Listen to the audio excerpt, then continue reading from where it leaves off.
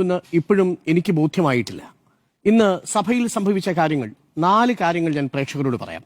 അതിൽ 3 പ്രതിപക്ഷം എങ്ങനെയാണ് വസ്തുതകളെ മറച്ചുവെച്ചുകൊണ്ട് വൈകാരികമായി ഇത് കത്തിക്കാൻ ശ്രമിക്കുന്നത്, ഒടുവിൽ അതെല്ലാം പൊളിഞ്ഞു പോകുന്നത് എന്നതിന്റെ നേർചിത്രമാണ് ഇന്ന് സഭയിൽ കണ്ടത്. ഞാൻ സഭയിൽ നടന്നതിലേക്ക് വരുന്നതിന് മുൻപ്, കഴിഞ്ഞ നിയമസഭാ തെരഞ്ഞെടുപ്പിന് മുമ്പ് കേരളം കത്തി നിന്നൊരു വിഷയമുണ്ടായിരുന്നു. സ്പ്രിംഗ്ലറുമായി ബന്ധപ്പെട്ട് മലയാളികളായ ഓരോരുത്തരുടെയും പേഴ്സണൽ ഡാറ്റ, വ്യക്തിപരമായ ഡാറ്റ വിറ്റു എന്നൊരു ഗുരുതരമായ ആരോപണം പ്രതിപക്ഷം അന്ന് ഉന്നയിച്ചിരുന്നു. സ്പ്രിംഗ്ലർ എന്ന് ഡാറ്റ ശേഖരിക്കുന്ന, ഡാറ്റ കോർഡിനേറ്റ് ചെയ്തെടുക്കുന്ന, പ്രോസസ് ചെയ്യുന്ന, അന്നത്തെ കോവിഡുമായി ബന്ധപ്പെട്ടുകൊണ്ട് വളരെ പെട്ടെന്ന് ഡാറ്റ കോർഡിനേറ്റ് ചെയ്തുകൊണ്ട് രക്ഷാപ്രവർത്തനം ഏകോപിപ്പിക്കാൻ വേണ്ടി വിദേശത്തുനിന്നൊരു സോഫ്റ്റ്വെയർ ഉപയോഗിക്കുകയായിരുന്നു. അത് മലയാളിയായ ഒരാളുടെ നേതൃത്വത്തിൽ പ്രവർത്തിച്ചിരുന്ന ഒരു സോഫ്റ്റ്വെയർ ആണ് നമ്മൾ ഉപയോഗിച്ചത്. ആ സ്പ്രിംഗ്ലറിനെതിരെ വലിയ രീതിയിലുള്ള വിമർശനം ഉന്നയിക്കുക മാത്രമല്ല, വലിയ ആക്ഷേപം ഉയർത്തി. ഇന്ന് ഹൈക്കോടതിയിൽ നിന്ന് തീരുമാനം വന്നിരിക്കുന്നു. എന്താ ഹൈക്കോടതിയിൽ നിന്ന് വന്നിരിക്കുന്ന തീരുമാനം? ഇപ്പോഴത്തെ പ്രതിപക്ഷ നേതാവ്, അന്നത്തെ പ്രതിപക്ഷ നേതാവ് കെ സുരേന്ദ്രൻ, BJP നേതാവ്, ഈ 3 പേരുടെയും ഹർജി തീർപ്പാക്കിക്കൊണ്ട് ഹൈക്കോടതി എന്താ പറഞ്ഞിരിക്കുന്നതെന്നറിയാമോ? ഒരു തരത്തിലുള്ള ദുരൂഹതയും ഇതിൽ സംശയിക്കാൻ കഴിയില്ല. സ്പ്രിംഗ്ലർ വഴി ഒരു ഡാറ്റ ചോർച്ചയും നടന്നിട്ടില്ല എന്നുള്ളതാണ്. പ്രിയപ്പെട്ട പ്രേക്ഷകരെ നോക്കൂ, 5 വർഷം ഈ കേരളം മുഴുവൻ കത്തിച്ചു നിർത്തിയ ഒരു ദുരാരോപണമായിരുന്നു സ്പ്രിംഗ്ലറുമായി ബന്ധപ്പെട്ട വിഷയം. ഇങ്ങനെയാണ് വസ്തുതകളെ മറച്ചു വെച്ചുകൊണ്ട് പലപ്പോഴും അസത്യപ്രചരണങ്ങൾ നടത്തുന്നത്. നിർഭാഗ്യവശാൽ സത്യം പുറത്തു വരുമ്പോഴേക്കും അസത്യം 2 തവണ സഭയ്ക്കു ചുറ്റും നടന്നു കഴിഞ്ഞിരിക്കും. അതാണ് ഇവിടെ സംഭവിച്ചുകൊണ്ടിരിക്കുന്നത്. പക്ഷേ ഇന്ന് പല അസത്യങ്ങളും നിമിഷ നേരങ്ങൾ കൊണ്ട് പൊളിഞ്ഞെടുങ്ങുന്നതാണ് നമ്മൾ കാണുന്നത്. ഇനി സഭയിലേക്ക് വരിക. 2-3 കാര്യങ്ങൾ ഞാൻ പറയാം. ആദ്യം ഈ സഭയുടെ പുറത്തിരിക്കുന്ന, നേരത്തെ PR സുനിൽ സൂചിപ്പിച്ച 2 MLA-മാരെ കുറിച്ചാണ്. എന്തിനാണ് ആ MLA-മാർ അവിടെ ഇരിക്കുന്നതെന്ന് ഇപ്പോഴും മനസ്സിലാവുന്നില്ല. ആർക്കെതിരെയാണ് അവർ സമരം നടത്തുന്നത്? SIT-ക്കെതിരെയാണോ? SIT നിയോഗിച്ചത് ആരാണ്? ഹൈക്കോടതിയാണ്. ഹൈക്കോടതിക്ക് SIT-യുടെ അന്വേഷണത്തിൽ തൃപ്തിയില്ലായ്മയുണ്ടോ? അവസാനത്തെ 2 ജഡ്ജ്മെന്റിലും SIT-യുടെ അന്വേഷണത്തിൽ തൃപ്തിയുണ്ടെന്നും കൂടുതൽ സമയം അവർക്ക് ആവശ്യമുണ്ടെന്നുമാണ് ഹൈക്കോടതി പറഞ്ഞത്. അപ്പോൾ ആ 2 MLA-മാർ ആ നിയമസഭയ്ക്ക് പുറത്ത് സമരം ചെയ്യുന്നത് ആർക്കെതിരെയാണ്? മുഖ്യമന്ത്രിയുടെ ഓഫീസിൽ നിന്ന് സമ്മർദ്ദമുണ്ടാകും. അങ്ങനെ ഒരു നിരീക്ഷണം, ഒരു വാചകം സർക്കാരിനെ കുറിച്ച് ഹൈക്കോടതിയുടെ ഏതെങ്കിലും ഒരു ഇടക്കാല ജഡ്ജ്മെന്റിൽ ഉണ്ടായിട്ടുണ്ടോ? ഉണ്ടായിട്ടില്ല.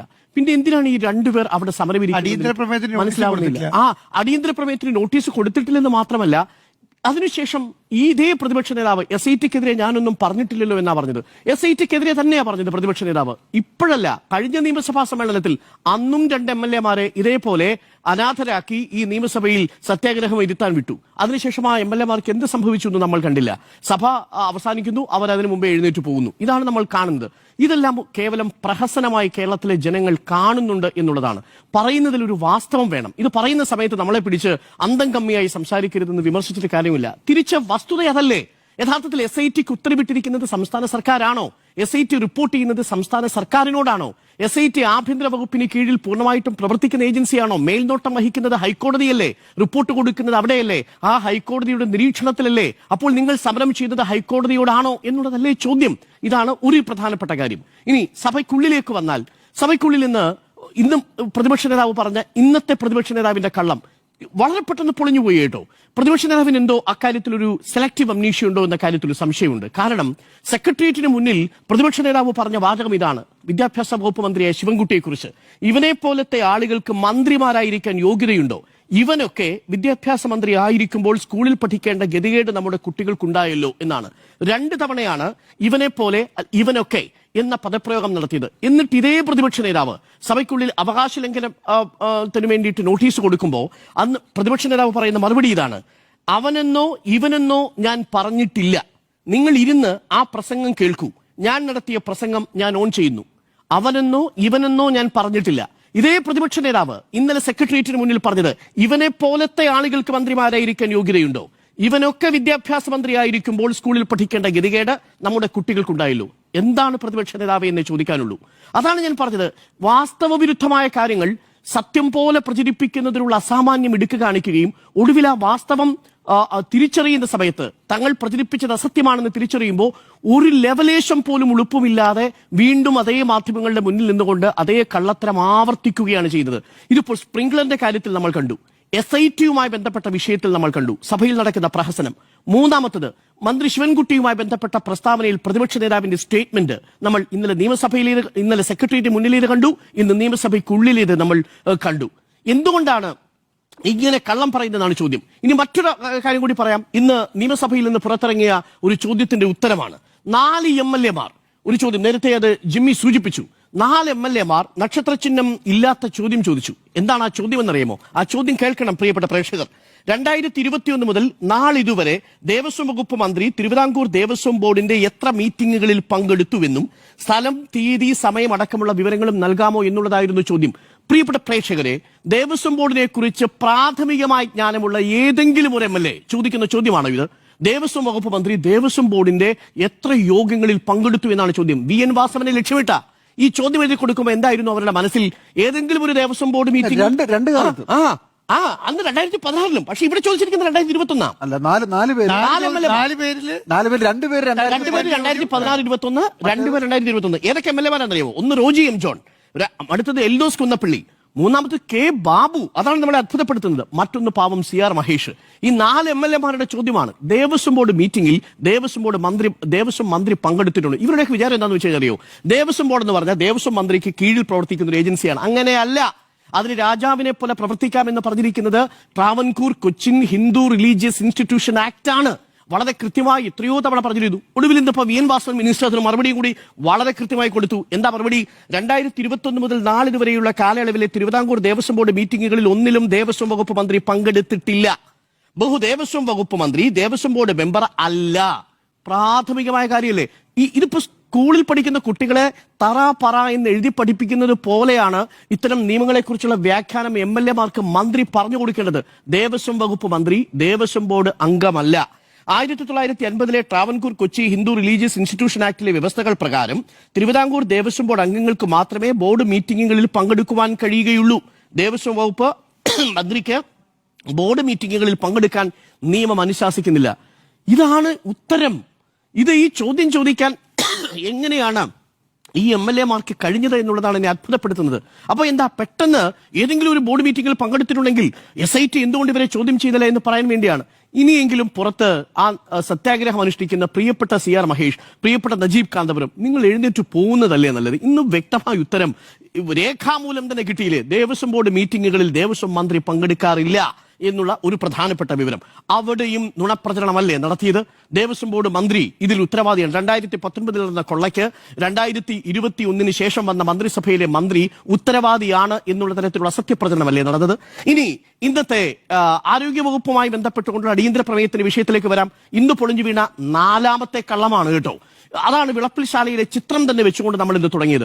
വിളപ്പിൽശാലയിൽ യഥാർത്ഥത്തിൽ ചികിത്സാ പിഴവ് സംഭവിച്ചിട്ടുണ്ടോ? ബിസ്മീറിന്റെ നിര്യാണത്തിൽ അങ്ങേയറ്റം ദുഃഖം എനിക്കുമുണ്ട്. കാരണം ഒരു ചെറുപ്പക്കാരൻ നമ്മുടെ കൺമുന്നിൽ, ഒരു ക്യാമറയ്ക്ക് മുന്നിലൊക്കെ ഇതേപോലെ വളരെ മരണവെപ്രാളത്തോടുകൂടി മരണത്തിന് തൊട്ടു മുമ്പ് ബുദ്ധിമുട്ട് അനുഭവിക്കുന്നത് കാണുകയും അത് സംപ്രേഷണം ചെയ്യുകയും ചെയ്യേണ്ടി വന്നിട്ടുണ്ട് നമുക്ക്. അദ്ദേഹത്തിന് ചികിത്സ കൃത്യസമയത്ത് ലഭിച്ചില്ല എന്നുള്ളത് വാസ്തവമാണ്. പക്ഷേ അതിനൊരു ചരിത്രമുണ്ട്. ഇന്നിപ്പോൾ പുറത്തു വന്നിരിക്കുന്ന പ്രാഥമിക അന്വേഷണ റിപ്പോർട്ടിൽ പ്രതിപക്ഷം മനസ്സിലാക്കിയിട്ടും പുറത്തറിയിക്കാതെ പോയൊരു കാര്യമുണ്ട്. 19-ാം തീയതി രാവിലെ 1 മണിക്കാണ് ബിസ്മീറും ഭാര്യയും രാവിലെ 1:28 ആകുമ്പോഴാണ് ഈ വിളപ്പിൽശാല ആശുപത്രിയിലേക്ക് വരുന്നത്. പ്രിയപ്പെട്ട പ്രേക്ഷകരെ, അതിന് 2 ദിവസം മുമ്പ് 17-ാം തീയതി ഇതേപോലെ പുലർച്ചെ 2 മണിക്ക് ഇതേപോലെ ബിസ്മീറും ഭാര്യയും ഇതേ വിളപ്പിൽശാല കമ്മ്യൂണിറ്റി ഹെൽത്ത് സെന്ററിലേക്ക് പോയിട്ടുണ്ട്. 2 ദിവസം മുൻപ് ഇതേ ആരോഗ്യ ലക്ഷണങ്ങളോടുകൂടി പോയിട്ടുണ്ട്. അവിടേക്ക് ചെല്ലുന്ന സമയത്ത് അന്ന് വളരെ കൃത്യമായി തന്നെ അന്ന് ഡ്യൂട്ടി ഡോക്ടറായിരുന്ന ശരണ്യയും അന്നത്തെ നഴ്സും പരിചരിച്ചിട്ടുണ്ട്. വേണ്ടത്ര മരുന്ന് അന്ന് 17-ാം തീയതി വെളുപ്പിന് 2:45 ബിസ്മീറിന് കൊടുത്തിട്ടുണ്ട്. 17-ാം തീയതി കൊടുത്തിട്ടുണ്ട്. എന്നിട്ട് അന്ന് ഡോക്ടർ ശരണ്യ പരിശോധിക്കുകയും ശ്വാസം മുട്ടലിനുള്ള ഇഞ്ചക്ഷൻ കൊടുക്കുകയും ചെയ്തിട്ടുണ്ട്. അതിനുശേഷം ഒരു ഫിസിഷ്യനെ കാണണമെന്ന നിർദ്ദേശത്തോടു കൂടിയാണ് തിരിച്ചയക്കുന്നത്. കാരണം പോയിരിക്കുന്ന ഒരു താലൂക്ക് ആശുപത്രിയിലല്ല, ഒരു മെഡിക്കൽ കോളേജ് ആശുപത്രിയിലല്ല, കാത്ത് ലാബ് സംവിധാനങ്ങളുടെ ആശുപത്രിയിലല്ല, ഒരു സാധാരണ പ്രാഥമികാരോഗ്യ കേന്ദ്രത്തിലാണ്. അവിടെ ഇതിനുമപ്പുറം ഒരു ചികിത്സാ സംവിധാനമില്ല. അതൊരു പ്രാഥമികാരോഗ്യ കേന്ദ്രം മാത്രമാണ് സാർ. അവിടെ ഒരു ഡോക്ടറും നഴ്സും ഉള്ളതേ കാര്യം. അവിടേക്ക് എത്തുന്ന സമയത്ത് നല്ലൊരു ഡോക്ടറെ കാണണമെന്ന് പറഞ്ഞയക്കുന്നു 17-ാം തീയതി. പക്ഷേ നിർഭാഗ്യവശാൽ ചികിത്സ തേടുന്നില്ല. വീണ്ടും 19-ാം തീയതി സമാനമായ സാഹചര്യത്തിൽ എത്തുന്നു. രാത്രി 1:29 എത്തുന്നു, 1:28 എത്തുന്നു, പുലർച്ചെ 1:28 എത്തുന്നു. 1 മിനിറ്റ് കഴിയുമ്പോഴേക്കും സെക്യൂരിറ്റി ജീവനക്കാരൻ വരുന്നു. 2 മിനിറ്റ് കഴിയുമ്പോഴേക്കും വാതിലുകൾ തുറക്കുന്നു. വളരെ പെട്ടെന്ന് തന്നെ അതിനുശേഷം ഹോസ്പിറ്റലിനുള്ളിൽ വെച്ച് ഇതേ ശരണ്യ ഡോക്ടറും, അതായത് 2 ദിവസം മുമ്പ് ഈ ബിസ്മീറിനെ പരിചരിച്ച അതേ ശരണ്യ ഡോക്ടറും അതേ നഴ്സും പരിശോധനയ്ക്ക് ശേഷം ഒരു ഇഞ്ചക്ഷൻ കൊടുക്കുന്നുണ്ട്. ശ്വാസം മുട്ടലിന് അദ്ദേഹത്തിന് മറ്റൊരു ഇഞ്ചക്ഷൻ കൊടുക്കുന്നുണ്ട്. അതിനുശേഷം നെബുലൈസ് ചെയ്യുന്നുണ്ട്. നെബുലൈസ് ചെയ്തതിനു ശേഷം ഓക്സിജൻ സപ്പോർട്ടുള്ള ആംബുലൻസിലേക്ക് ഈ രോഗിയെ കയറ്റി വിടുകയും ചെയ്യുന്നുണ്ട്. ഇത്രയും സംഭവിച്ചു. അതൊരു പ്രാഥമിക ആരോഗ്യ കേന്ദ്രമാണ് സാർ. അതൊരു നിർഭാഗ്യവശാൽ അതൊരു താലൂക്ക് ആശുപത്രിയല്ല. അവിടെ കിട്ടാവുന്ന ഒരു ചികിത്സ ഇതിനകം തന്നെ ഡോക്ടറും നഴ്സും കൊടുത്തു. ഇനി എന്തിനാണ് ആ ഡോക്ടറിനെയും നഴ്സിനെയും പ്രതിക്കൂട്ടിൽ നിർത്തുന്നത്? എന്റെ ചോദ്യം ഇതാ. ഒരു പ്രാഥമിക ആരോഗ്യ കേന്ദ്രത്തിൽ അത്രയല്ലേ ചെയ്യാൻ സാധിക്കൂ? പക്ഷെ അതിനകത്ത് ഗുരുതരമായ ഒരു വീഴ്ചയുണ്ട്. അത് ഞാൻ പറയാം. അതെന്താണെന്ന് വെച്ചാൽ അതിന്റെ ഗേറ്റ് പൂട്ടിയിട്ടിരുന്നു എന്നുള്ളതാണ്. സാങ്കല്പികമായിട്ടാണെങ്കിൽ പോലും അല്ലെങ്കിൽ കേവലാർത്ഥത്തിലാണെങ്കിൽ പോലും അങ്ങനെ പൂട്ടിയിടാൻ പാടില്ല. പക്ഷെ അതിന് പറഞ്ഞിരിക്കുന്ന കാരണം ഞെട്ടിക്കുന്നതാണ്. സാമൂഹ്യ വിരുദ്ധരുടെയും പട്ടിയുടെയും ശല്യമുണ്ട്. ഇപ്പോഴും സാമൂഹ്യ വിരുദ്ധരെയും പട്ടിയും പേടിച്ച് നമ്മുടെ നാട്ടിൽ ഡോക്ടർമാരും നഴ്സുമാരും വാതിൽ അഥവാ ഗേറ്റ് അടച്ചിട്ട് കിടക്കണം എന്ന് പറയുന്നത് ഒരു പ്രശ്നമുള്ള കാര്യമാണ്. അത് പരിചരിക്കേണ്ട കാര്യമാണ്. രണ്ട്, ഇതേപോലെയുള്ള ആശുപത്രി സംവിധാനങ്ങളിൽ വരുന്ന കാലങ്ങളിൽ ആശുപത്രിയിൽ ഒരു നഴ്സിംഗ് അസിസ്റ്റന്റിനെ കൂടി ഈ ആംബുലൻസിൽ കയറ്റി വിടാനുള്ള സംവിധാനം ഒരുക്കണം എന്നുള്ളത് നമുക്ക് ആഗ്രഹിക്കാം. ഇത് രണ്ടുമല്ലേ നമുക്ക് ചെയ്യാൻ കഴിയൂ. ഇതിനും അപ്പുറം എന്താണ് ചെയ്യാൻ കഴിയുക? വസ്തുത ഇതായിരിക്കെ നടത്തിയ നുണപ്രചരണങ്ങൾ ചീട്ടുകൊട്ടാരം പോലെ തകർന്നു വീഴുന്ന കാഴ്ചയല്ലേ കണ്ടത്? ഇന്ന് പ്രതിപക്ഷം ഉയർത്തിയ ആരോപണങ്ങൾക്ക് ഇന്ന് ആരോഗ്യവകുപ്പ് മന്ത്രി മറുപടി പറഞ്ഞത് ഒരു കണക്ക് ഉദ്ധരിച്ചുകൊണ്ടാണ്. ഞാൻ ആ കണക്ക് കൂടി പ്രേക്ഷകരോട് പറയാം. ചികിത്സാ പിഴവ് മൂലം 2011-16 അതിനുശേഷവും സംഭവിച്ച കണക്കുകൾ ഇന്ന് ആരോഗ്യവകുപ്പ് മന്ത്രി പറയുന്നുണ്ട്. ആ കണക്കുകൾ ഒന്നുകൂടി പ്രേക്ഷകർ കേൾക്കണം. 2016 2-ാം മാസം ഫെബ്രുവരി മാസം ചോദിച്ച ചോദ്യമാണ്. എസ് കെ സലീൽ ചോദിച്ച ചോദ്യത്തിന് അന്നത്തെ ആരോഗ്യവകുപ്പ് മന്ത്രി VS ശിവകുമാർ നൽകുന്ന മറുപടി ചോദ്യം ഇതായിരുന്നു. ഈ സർക്കാർ അധികാരമേറ്റതിനു ശേഷം, അതായത് ഉമ്മൻചാണ്ടി സർക്കാർ അധികാരമേറ്റതിനു ശേഷം നാളിതുവരെ സർക്കാർ ആശുപത്രികളിൽ ചികിത്സ യഥാസമയം ലഭ്യമല്ലാത്തത് മൂലവും സർക്കാർ ആശുപത്രികളിലെ ചികിത്സാ പിഴവുകൾ മൂലവും മരണപ്പെട്ടതും അംഗവൈകല്യം സംഭവിച്ചതുമായത് എത്ര പേർക്കാണ് എന്നുള്ളതാണ് ചോദ്യം. പ്രേക്ഷകർക്കറിയാമോ?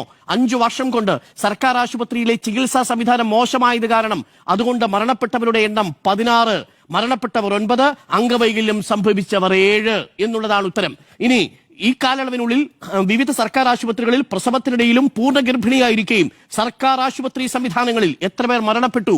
ഉത്തരം 950. ഇത് കണക്കാണ് 2011-16. എന്നാൽ ഈ സർക്കാരിന്റെ കാലത്തേക്ക് വരുമ്പോൾ അതാണോ നമ്മുടെ മുന്നിലെ കണക്ക്? ഒരൊറ്റ താരതമ്യം കൂടി പറഞ്ഞ് ഞാൻ ഇത് അവസാനിപ്പിക്കാം പ്രിയപ്പെട്ട പ്രേക്ഷകരെ. ഉമ്മൻചാണ്ടി സർക്കാരിന്റെ കാലത്ത് VS ശിവകുമാർ ആരോഗ്യവകുപ്പ് മന്ത്രിയായിരിക്കുമ്പോൾ നമുക്ക് എത്ര കാത്ത് ലാബുകൾ ഉണ്ടായിരുന്നു? 0. ഇപ്പോൾ എത്ര കാത്ത് ലാബുകൾ? ഹൃദയ സംബന്ധമായിട്ടുള്ള ഏതു പ്രശ്നങ്ങൾക്കും പരിഹാരം കാണാൻ കഴിയുന്ന 12 കാത്ത് ലാബുകൾ പൂർണ്ണ സജ്ജം ഈ LDF സർക്കാരിന്റെ കാലത്ത്. ഡയാലിസിസ് കേന്ദ്രങ്ങൾ UDF-ന്റെ കാലത്ത് 8, LDF-ന്റെ കാലത്ത് 107. സൗജന്യ ചികിത്സ ആവറേജ് എക്സ്പെൻഡിച്ചർ 180 കോടിയായിരുന്നു ഉമ്മൻചാണ്ടി സർക്കാരിന്റെ കാലത്തെങ്കിൽ ഇപ്പോൾ അത് 1500 കോടി രൂപ. സൗജന്യ ചികിത്സ തേടിയെത്തുന്നവരുടെ എണ്ണം 28 ലക്ഷം രൂപയായിരുന്നു ഉമ്മൻചാണ്ടി സർക്കാർ. 28 ലക്ഷം മനുഷ്യരായിരുന്നുവെങ്കിൽ ഉമ്മൻചാണ്ടി സർക്കാരിന്റെ കാലത്തെങ്കിൽ ഇപ്പോൾ അത് 42.5 ലക്ഷം. നവജാത ശിശുമരണ നിരക്ക് 6 ആയിരുന്നു എന്നുള്ളത് ഇപ്പോൾ 4 ആയിട്ട് കുറഞ്ഞു. ശിശുമരണ നിരക്ക് 12 ആയിരുന്നു ഉമ്മൻചാണ്ടി സർക്കാരിന്റെ കാലത്ത്. VS ശിവകുമാറിന്റെ കാലത്തെങ്കിൽ അതിപ്പോൾ 5 ആയിട്ട് കുറഞ്ഞു. നോക്കൂ, മാതൃമരണ നിരക്ക് 43 ആയിരുന്നത് 19 ആയിട്ട് കുറഞ്ഞു. ഗ്രാമങ്ങളിലെ ആരോഗ്യ ചെലവ് rural out of pocket expenditure 17,054 രൂപയായിരുന്നത് 10,929 രൂപയായി കുറഞ്ഞു. നഗരങ്ങളിലെ ചികിത്സാ ചെലവ് 23,123 രൂപയായിരുന്നത് 13,140 രൂപയായി കുറഞ്ഞു. ഇനി പ്രേക്ഷകരാണ് തീരുമാനിക്കേണ്ടത് ഇവിടെ എവിടെയാണ് വീഴ്ച സംഭവിച്ചത് UDF സർക്കാരിന്റെ കാലത്തെ സംബന്ധിച്ചിടത്തോളം. പക്ഷെ ഇനിയും ഒരുപാട് കാലം നമുക്ക് മുന്നോട്ട് പോകാനുണ്ട് എന്നുള്ളത് വാസ്തവമാണ്. ഒരു ബിസ്മിറിനെ പോലെ, ഒരു വേണുവിനെ പോലെ മരണം സംഭവിക്കാൻ പാടില്ല എന്ന് തന്നെയാണ് നമ്മൾ പറയുന്നത്. പക്ഷേ അതിന് ആരോഗ്യരംഗം മെച്ചപ്പെടണമെന്നുണ്ടെങ്കിൽ നമുക്ക് കിട്ടേണ്ട കേന്ദ്ര സഹായം അടക്കം കുറച്ചുകൂടി മെച്ചപ്പെട്ട രീതിയിലുള്ള സംവിധാനം പ്രവർത്തിക്കണം. പക്ഷേ അതുകൊണ്ടെല്ലാം തകർന്നുപോയി എന്ന് വരുത്തരുത് എന്ന് മാത്രമാണ് എനിക്ക് കാര്യത്തിൽ പറയാനുള്ളത്. അങ്ങനെ സഭാതലം തിളച്ചു, പക്ഷേ തിളപ്പിൽ പലതും അസത്യങ്ങളായിരുന്നു. ആ അസത്യത്തിന്റെ മുഖം മൂടി കൂടി ഇന്ന് വീഴുന്നതും നമ്മൾ കണ്ടു എന്നതാണ് ഈ വിഷയത്തിൽ എന്റെ ടേക്ക്. ഒരിടവേള കൂടി.